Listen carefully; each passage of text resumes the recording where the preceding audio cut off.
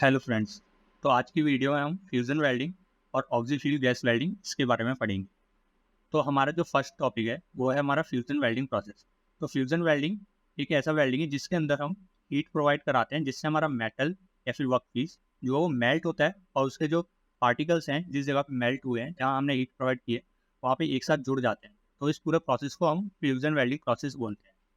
और इसमें जो हीट प्रोवाइड करा रहे होते हैं हम फ्यूजन वेल्डिंग में वो हम केमिकली या फिर इलेक्ट्रिसिटी के थ्रू हीट प्रोवाइड करा सकते हैं। एंड देन हमारा जो फ्यूजन वेल्डिंग है इसके अंदर हम कुछ इसके जो टाइप्स हैं उनमें फिलर मेटल्स का यूज़ होता है और कुछ टाइप्स हैं जिनमें फिलर मेटल्स का यूज़ नहीं होता है। तो फिलर मेटल्स मे और may not be use. Fusion welding process के कुछ टाइप्स हैं जैसे कि हमारा आर्क वेल्डिंग प्रोसेस है। उसके अंदर हमारा जो इलेक्ट्रोड है कुछ वेल्डिंग प्रोसेस में कंज्यूमेबल इलेक्ट्रोड होता है और कुछ में होता है non consumable electrode. Non consumable electrode का एग्जांपल है टंगस्टन इनर्ट गैस वेल्डिंग, जिसके अंदर हमारा जो टंगस्टन का इलेक्ट्रोड होता है वो कंज्यूम नहीं होता है, इसलिए हमें अलग से फिलर मेटल की ज़रूरत पड़ती है ताकि वेल्डिंग के प्रोसेस को हम आगे फर्दर स्टार्ट कर सकें और वेल्डिंग पूरी कंप्लीट कर सकें। तो हमारे जो वेल्डिंग जो हम कर रहे होते हैं उस समय हम कुछ जॉइंट्स बना रहे होते हैं। तो जो वो जॉइंट्स है वो हमारे मेटलर्जिकल और फिजिकल चेंजेस अंदर जा रहे होते हैं। तो जिनकी वजह से उनकी जो प्रॉपर्टीज़ है और उनकी जो परफॉर्मेंस है वेल्डेड कंपोनेंट की उस पे एक मेजर इफेक्ट पड़ता है। तो कुछ वेल्डिंग जॉइंट से सब एग्जांपल्स यहाँ पे नीचे दिए हुए हैं, जैसे कि हमारा बट जॉइंट होता है हम बनाते हैं, कॉर्नर जॉइंट बनाते हैं, टी जॉइंट बनाते हैं, lap joint, edge joint. And then आगे हमारा जो हमारा फ्यूजन वेल्डिंग प्रोसेस है उसकी हमारी जनरल कैरेक्टरिस्टिक्स हमने यहाँ पे कुछ लिखी हुई। तो हमारे जॉइनिंग प्रोसेसेस में फ्यूजन वेल्डिंग के ये कुछ टाइप्स हैं। जैसे फर्स्ट है हमारा shielded metal arc welding, second one is submerged arc welding, third one is gas metal arc welding, fourth one is gas tungsten arc welding, and then flux cooled arc welding, oxy fuel gas welding, electron beam welding, laser beam welding. तो इसके लिए यहाँ पे operations दिए हुए हैं कि कौन सी वेल्डिंग को हम कैसे कर सकते हैं। जैसे फर्स्ट वेल्डिंग को सील्डेड मेटल आर्क वेल्डिंग को हम मैनुअली कर सकते हैं। सबमर्ज्ड आर्क वेल्डिंग जो है वो ऑटोमेटिक होती है। Gas metal arc welding semi automatic और ऑटोमेटिक दोनों तरीके से होती है, मतलब मैनुअली भी कर सकते हैं और ऑटोमेटिक भी कर सकते हैं। और गैस टंक्शन आर्क वेल्डिंग को मैनुअली भी कर सकते हैं, ऑटोमेटिक भी कर सकते हैं। ये वाली हमारे फ्लक्स कोर आर्क वेल्डिंग जो सेमी ऑटोमेटिक और ऑटोमेटिक होती है, ऑक्सीफ्यूल हमारी मैनुअली होती है। तो इसके इन सभी वेल्डिंग से यहाँ पे एडवांटेजेस दिए हुए हैं कि सील्डेड मेटल आर्क वेल्डिंग हमारी पोर्टेबल एंड फ्लेक्सिबल होती है। इसके लिए हाई स्किल रिक्वायर्ड होती है। जो वेल्डिंग पोजीशन होती है सभी वेल्ड पोजीशंस में इससे हम वेल्डिंग कर सकते हैं। और करंट टाइप इसमें हम यूज़ करते हैं, ऑल्टरनेटिंग करंट भी यूज़ होता है, डायरेक्ट करंट भी यूज़ होता है इसमें। और जो इसमें डिस्टॉर्शन है वो 1 to 2 होती है। जो डिस्टॉर्शन का यहाँ पे नीचे दिया हुआ है कि जो फर्स्ट 1 का मीन्स है हाईएस्ट, मतलब हाईएस्ट डिस्टॉर्शन होती है, और 5 मीन्स लोएस्ट डिस्टॉर्शन हो रही होती है। तो डिस्टॉर्शन यहाँ पे ज़्यादा हो रही होती है, मतलब कि उसमें डिफेक्ट्स आने के चांसेस ज़्यादा होते हैं। और जो टिपिकली कॉस्ट ऑफ इक्विपमेंट्स और मतलब 1500 प्लस लो होता है इनका इक्विपमेंट कॉस्ट का, ठीक है।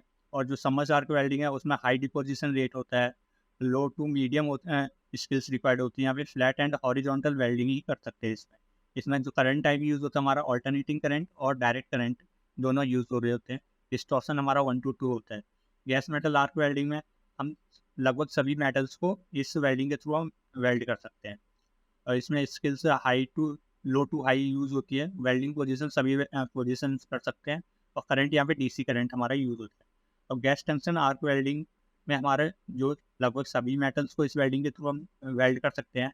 जो स्किल्स रिक्वायर्ड होती है वो लो टू हाई रिक्वायर्ड होती है। और वेल्डिंग पोजीशन इसकी सभी पोजीशन में हम कर सकते हैं। ऐसी बाकी का भी लिखा हुआ है, आप ये पढ़ सकते हैं। अब नेक्स्ट हमारा है फिर oxy fuel gas welding. Oxy fuel gas welding एक ऐसे जनरल टर्म हमने एक डिस्क्राइब कर रखा है वेल्डिंग प्रोसेस के लिए, जिसमें हमारा जो फ्यूल गैस है वो कंबाइन होता है ऑक्सीजन के साथ और एक फ्लेम जनरेट करता है, फ्लेम को प्रोड्यूस करता है, जिसके थ्रू वो फ्लेम हमें हमारा हीट प्रोवाइड करा रहा होता है वेल्डेड कंपोनेंट के ऊपर। तो वो मेल्ट होता है और वहाँ पे वो जो पार्ट है वेल्डेड कंपोनेंट का वो वेल्ड हो जाता है। तो जो फ्लेम है वो जैसे मैंने आपको बताया हीट प्रोवाइड कराता है, हीट का सोर्स होता है जो कि मेटल को हमारे को वेल्ड करता है, मेल्ट करता है, और मेटल का वहाँ पे जॉइंट बन जाता है। तो मोस्ट कॉमनली जो हमारा गैस वेल्डिंग प्रोसेस है इसमें हम एसिटिलीन यूज़ करते हैं। तो इसलिए इस प्रोसेस को हम ऑक्सी एसिटिलीन गैस वेल्डिंग भी बोलते हैं। तो टिपिकली ये जो हमारा ऑक्सी एसिटिलीन गैस वेल्डिंग है इसको हम स्ट्रक्चरल मेटल फैब्रिकेशन में यूज़ करते हैं। या फिर हमारा कोई वर्क पीस खराब हो गया है, उसको रिपेयर करने के लिए हम यूज़ कर रहे होते हैं। तो नेक्स्ट है हमारा कि जो हमारा ऑक्सी एसिटिलीन गैस वेल्डिंग है, उसमें क्या क्या प्रोसेस होते हैं। तो हमारा जो प्राइमरी कंबशन प्रोसेस होता है, उसके अंदर हमारा एसिटिलीन ऑक्सीजन के साथ कंबाइन होके कार्बन मोनोऑक्साइड बनाता है और हाइड्रोजन गैस। और उसके साथ हमारा कुछ हीट रिलीज होता है। जो हीट यहाँ पे जो रिलीज होता है, वो हमारा टोटल हीट का 1/3 हीट ही हमारा फ्लेम को मिल पाता है। ठीक है, और इसमें जब सेकेंडरी कंबशन प्रोसेस होता है, जिसमें कार्बन मोनोऑक्साइड और हाइड्रोजन ऑक्सीजन के साथ मिलके कार्बन डाइऑक्साइड बनाते हैं और वाटर वेपर्स को इवेपोरेट, वाटर वेपर्स यहाँ से निकलते हैं। तो यहाँ पे जब हीट जो जनरेट होता है, वो जो हीट है उसमें 2/3, मतलब जो टोटल हीट हमारा है उसका 2/3 हीट जो है वो हमारा फ्लेम को मिल रहा होता है, जिससे हमारा फ्लेम हीट प्रोवाइड कर रहा होता है वेल्डेड कंपोनेंट्स को। और जो इसमें इसका जो फ्लेम का जो टेम्परेचर होता है, वो हमारा 3300 डिग्री सेल्सियस तक भी पहुंच जाता है। और इसको अगर हम फ़ारेनहाइट में कन्वर्ट करें तो अप्रॉक्स 6000 फ़ारेनहाइट तक जाता है इसका टेम्परेचर। तो आज की वीडियो में बस इतना ही। Thank you everyone. अगर आपको वीडियो अच्छी लगी तो वीडियो को लाइक करें और हमारे चैनल को सब्सक्राइब